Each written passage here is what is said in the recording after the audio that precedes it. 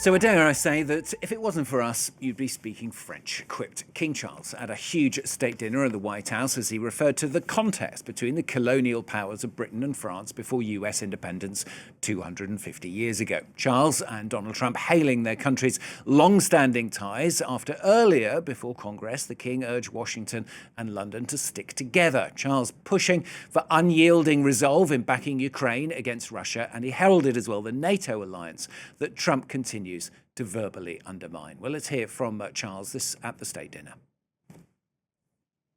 However, the challenges we now face, from those who wish us harm across the world to balancing the risks and opportunities of powerful new technologies, to the threats to the very international rules that have allowed us to trade and have kept power in balance for 80 years, those challenges encourage us to reaffirm tonight the basis on which our partnership has been built. Well, let's analyse the visit for you then with our correspondent in Washington, Fraser Jackson.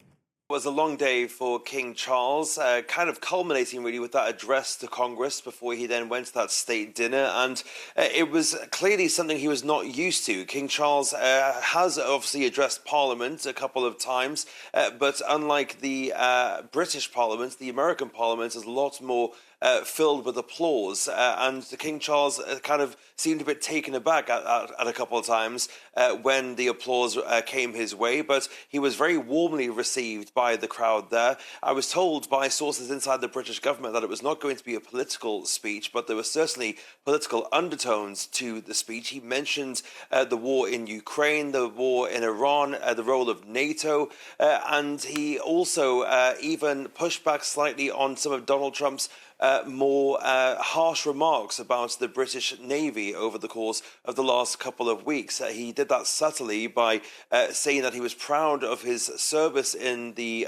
Royal Navy and also evoked his lineage in the Royal Navy from his predecessors as well. He also underscored the basis of the law in America that has its base in British law, the Magna Carta, and he said that the Magna Carta had been invoked many times in Supreme Court cases, not least of which was one of the rulings that evoked the limit of executive power and the checks and balances that are on executive power here in the United States. That got a big response by the Democrats, who, of course, have seen Donald Trump test the limits of executive power since he came back into office. But he got a very warm reception. There was moments of lightheartedness and comedy as well that were well received by the Americans here.